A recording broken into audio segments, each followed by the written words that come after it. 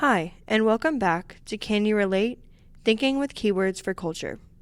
This episode emphasizes visual rhetoric and storytelling as they relate to social media in today's age. Hello, everybody, and welcome back to our podcast. I'm Ella. And I'm Megan. How are you today, Megan? I'm doing pretty well. How are you, Ella? Pretty good. Having a good time. I'm excited to talk about what we're going to be chatting about today, which our theme is visual rhetoric and storytelling. And kind of in talking about these things through our podcast today, we're going to learn and discuss more about social media, the white savior trope, voluntourism, and the importance of participatory engagement, which if you listen to the last episode of our podcast, you learned a little bit more about there. I got you. Well, that's certainly a lot to fit in one episode. Absolutely. I guess we'll get started. So why don't you go ahead and tell us a little bit more about visual rhetoric? So visual rhetoric is, simply put, using images to create or share a point or make an argument using visual methods. And so in this case, and what we're going to be talking about mostly today, we're looking at visual rhetoric in terms of social media. So the best way to understand visual rhetoric and the impact of social media is to ask yourself, what is the meaning behind your social media posts? Like, what do your followers or viewers get out of scrolling through your Instagram page or looking at your Snapchat story? I think those are such important things to take into consideration. In social media, which includes things like Instagram, Snapchat, Facebook, Twitter, TikTok, all those sorts of apps, and the posts we make on the platforms have different meanings for everyone. But whether you know it or not, people are consuming, learning, and taking something away from what you're posting. Yeah. It's important to be aware of this as we think about what we're sharing with our followers on social media. Now, studies have shown, especially in recent years, that particularly with the rise of social media use in recent years and, the younger age at which children have started, having access to social media consumption, it's more important than ever to be conscious about what we post because we subconsciously process so many messages that other social media profiles send. Just a couple examples, women have been feeling more self-conscious about their bodies because Instagram models edit themselves to this impossible standard of perfection. Absolutely. There are higher rates of depression and other mental disorders because people are always portraying a quote-unquote perfect life instead of their reality. Lies disguised as truth are spread all the time, especially on Facebook and Twitter, which causes increased division and polarization in our country. So, everything we post in some sort of message, and it would be a shame if ignorance was to blame for all these negative implications. Absolutely. I think those are such important things to consider. And so kind of taking all of that overview about social media into consideration, we're going to look at how social media and visual rhetoric can impact civic engagement, which we've been talking about in some of the previous podcasts, and more specifically on both a local scale or in a broad context. So using social media platforms can be a really great way to share the experiences that you're having, either locally or globally, or to get connected when you're studying abroad, either with other people that are also studying abroad or kind of citizens in the area that you're studying. But it is really important to recognize what content you're putting out there while you're abroad and kind of looking at what you are posting.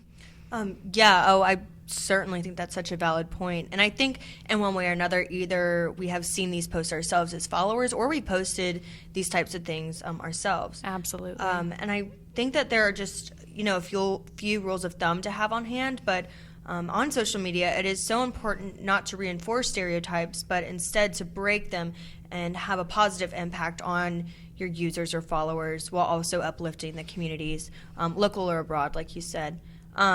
Just a few things, have informed consent before posting or even taking videos and photos, especially with children, but even with local adults in the area. Absolutely. Remember that people are not tourist attractions. And so I think sometimes, we use people as a way to, get more likes or attract more people to our page when that's not our intention. Avoid taking pictures of people in vulnerable positions like a hospital or a health clinic. If it's a medical mission trip or medical brigade, be very aware of what your surroundings are like. Share your good intentions, like raising awareness for a cause or a certain organization, instead of posting so it looks like you're a good person or that you're exotic or have quote unquote cool experiences. Right. Don't just tell a one-sided story of pity and poverty. Share the nuances of another culture and the rich experience you share with others while you're there. And be respectful of cultures and traditions as they are. Don't portray yourself as a hero in another person's story, which is something we'll talk about in a few minutes. Absolutely. But yeah, I think the most important thing to take away and the most important thing to remember when we're posting is don't just post to get likes. Think about your intentions behind your post. You are so right on all of those, and I think those are such important things to consider when we're looking at social media in local civic engagement contexts and especially abroad. And as you were talking about some of those, I actually was thinking about, I guess, a story or more so just an overall personal experience from when I was abroad a little bit on my gap year in Nicaragua.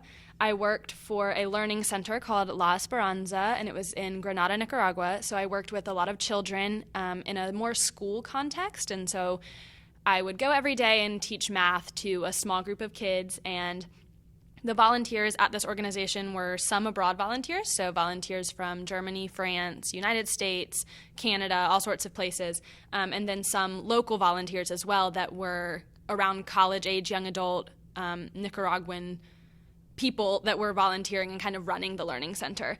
And I guess I kind of took into consideration social media when I was there, and then through the past few years of reflection, kind of post-gap year, I've learned even more. And so one thing I held myself to when I was in Nicaragua was, if I'm posting a picture with a child or with one of the other volunteers, can I tell you their name? Can I tell you what their family life is like? Can I tell you more about them? And if not, then why are they someone that would be on my social media page? Yeah. Because I wouldn't do that here in the United States. Like, I wouldn't grab a random person on our college campus and take a picture with them and be like, my new friend, like, without knowing even their name or anything about them.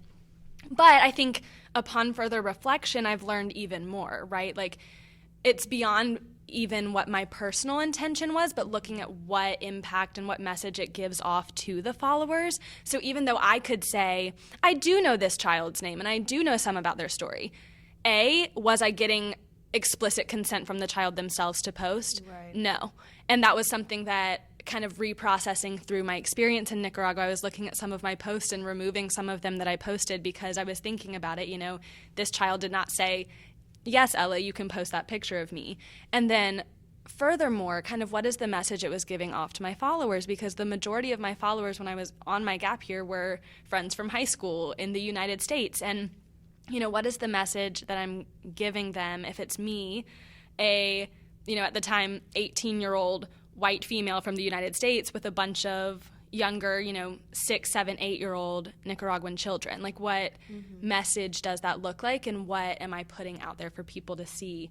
And so kind of reflecting and learning more about my positionality, more about what participatory engagement means, what visual rhetoric even is, kind of learning these new themes and topics made me reflect on my own social media usage during my time abroad and kind of re-understand what that means and what the importance of it is. And so I guess I say all of that just to try to help people understand. And if you're about to go abroad or you're working even in a local context, stepping back and really asking yourself some questions before posting, not just saying, oh, this is a really cute picture and it makes me look really cool and really helpful, send. It's just something to consider before you're posting, especially in the civic engagement context.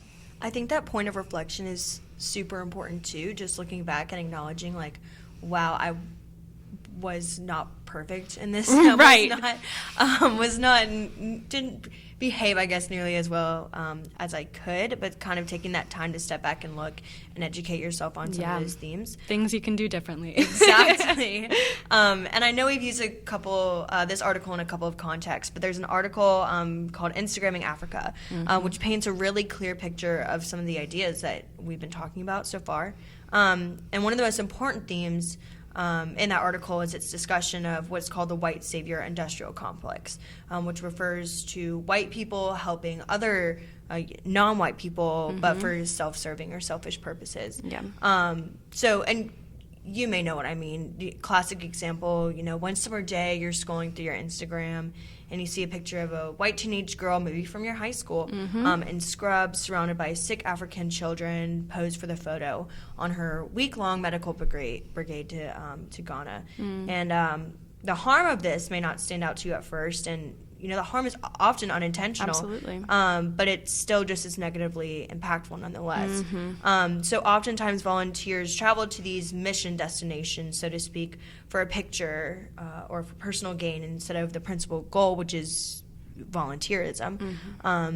In photos such as the one I just described, the picture is more about projecting an image that you're doing good in the world and being good instead of actually doing that good work. Absolutely. And then also by taking these pictures and focusing on that experience, you're taking time away from actual substantial work. And you're using social media to send a powerful, though subtle message, I am the hero in this quote unquote suffering Africa. Right. And like I said, it may not be apparent to you at first. I mean, I know it took me a long time to learn about this concept, and I'm so thankful I did. But it really is so harmful because it's rooted in a lot of, colonial undertones and conveys the message that non-whites have failed and that fact has been inevitable in the past and will continue to be so. Absolutely. And I think a term that kind of relates to that, and that you've kind of been hinting at it, but I want to make sure that whoever's listening to this is very aware of it, and maybe it's a term you've heard before and just maybe not heard in connection to the white savior industrial complex, but that term is voluntourism, which comes from combining the words volunteer and tourism, which you may be able to pick up on. And simply put, is doing volunteer work in a community or area where you are vacationing. And I think oftentimes the social media posts that we see that have the white savior trope as part of the message that is being put on social media can come from instances of voluntourism. Not just voluntourism and the white savior industrial complex going hand in hand, but I think they do often.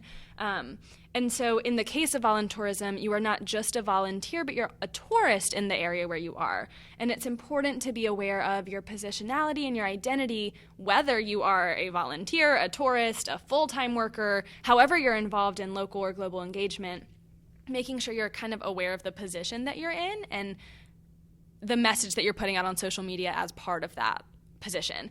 And I guess one way, I'm going to connect back to Nicaragua one more time, one more little story. But one way that I saw voluntourism a lot with the learning center I worked with, there was kind of this underlying understanding that the children had that volunteers come and go. Yeah. At least not the full-time workers, not the local young adults that were running the learning centers, but the volunteers.